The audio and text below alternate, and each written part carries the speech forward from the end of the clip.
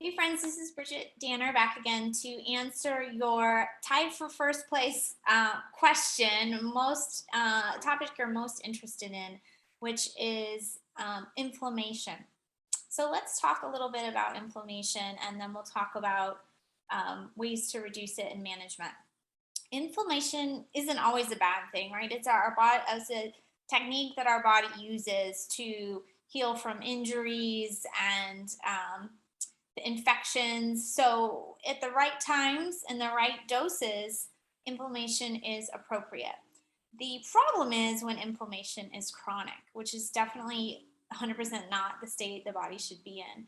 And in modern life, we are in chronic inflammation quite a bit, especially if you're eating standard American diet, staying up late, that kind of thing. So, some sources of chronic inflammation are poor blood sugar management. I just saw an interesting video on this. When you are completely like spiking your blood sugar and your body's always trying to control that, it's creating inflammation and not letting your body work on detoxification. Another is hormonal imbalance. So if you're in chronic stress, you're in like fight or flight from external stressors, etc., that can create chronic inflammation. Estrogen dominance can create chronic inflammation, and that could be while you're going through menopausal changes or estrogen is high for other reasons. Gut inflammation and infections. So if the gut is kind of scratched up and inflamed from what you're putting in it or from infections in there, infections are making waste products that are inflammatory for your body to deal with. So that's a category. And then certainly toxins, external toxins in the form of heavy metals and food additives and jet fuel additives. So chemicals can inflame the cellular membrane, among other mechanisms that they cause trouble in your body. A cousin to those are mycotoxins, a category is very close to me about the toxins that toxic mold puts out. Those are inflammatory to your cells, your brain, your whole body. You can develop chronic inflammatory response syndrome from that. Some other things are overexercising, actually, and poor sleep, which a lot of people suffer from. So, first step to controlling chronic inflammation is, let's go back through that list and talk about ways to manage those things. Blood sugar management. I'm going to focus on nighttime.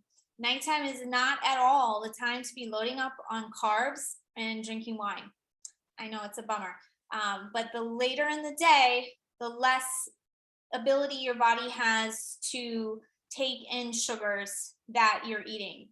Morning, you can have some carbs, but I wore a glucose monitor for 3 months. I'm telling you guys, like nighttime, you can't do it. So that's just one example. At least think about minimizing how late you eat, how many carbs you eat, how much alcohol you consume. Find other ways to reduce stress, enjoy your evening, eat sooner. Hormone imbalance. If you find you are in fight or flight, what are your reasons? What things can you change in your life? Can you meditate? Can you get out in nature? Can you exercise? Estrogen dominance, kind of a big subject, but see a hormone expert. We run some hormone testing. I'm on hormone replacement. I love it. I think it's great for as we age. Also, just some of the other things we are going to talk about for gut health are good for estrogen dominance.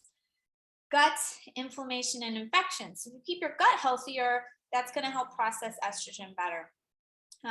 Not eating, processed foods, sugary foods is really important. Getting a variety of fibers, variety of colors in your diet. And if it's time for some gut testing for infection, it's time. I'll put that link below because that's also something that we offer.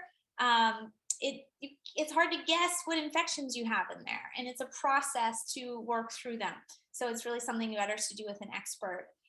There could be other infections too. I didn't mention that before, like Lyme disease, Epstein-Barr. Again, probably working with us or another expert is for the best. If you suspect you have some of those chronic conditions, they're going to be keeping you down and keeping you inflamed. Toxins, definitely reduce it in the home. Water filter, air filter, clean out your AC system, wet mop wet dust, don't store your food in plastic, don't use artificial fragrance. There's lots of ways to reduce, but then we really need to detox because even when we try all that, we can't get it all. It's just in our environment. So castor oil packs, saunas, broccoli seed and sprout are a few ideas there. Broccoli seed and sprout, I will link to that too, is quite good for removing chemicals and supporting your liver. Mycotoxins, well, you can't be in a moldy home if you want to get better. It's a huge topic. I don't have my book handy. Read the book. I'll link that below. We have our book club active right now. So you can really go through the whole process if you suspect mold in your home or your body. That will not go away on its own. You've got to address it, and you can get quite sick if you don't address it. Overexercise, that's the easy one. Just moderate your exercise based on your age and take antioxidants if you're struggling at all with exercise recovery. I'll talk more about that. Poor sleep, definitely deal with it if you're not sleeping well. You can do melatonin, you can do calming herbs, you can do ashwagandha, you can do nighttime meditation recordings, that kind of a thing. It's so super important. So have a nighttime routine, get to bed early, especially when you're healing. Like, I still like a lot of sleep. I get like 9 hours of sleep whenever I can. I mean, last night I got 10 hours. So sometimes you just need more sleep than you're letting yourself have. Okay. And then lastly, I'll just talk about some overall anti-inflammatory things. We talked a bit about it. I love antioxidants. So that can be glutathione. It can be vitamin A, vitamin C, vitamin E. All those antioxidants are really good for you. Also turmeric. I have one we may sell soon that's like a blend. I really like it. Also, hydrogen tablets that you can put in your water. They're by Quicksilver. They're called H2 Elite. Those can be used like before you exercise to reduce any inflammation. So I'll link to that as well. Fish oil is quite anti-inflammatory. It's not very fancy, but it's an old standard, and most of us don't eat enough fish. So the fish oil we sell is very absorbable and high quality. Sometimes when you're quite inflamed, even 3 grams a day, which is 3,000 milligrams, is a good idea. So antioxidants, fish oil, some herbs like turmeric, some things like teas and spices have antioxidants.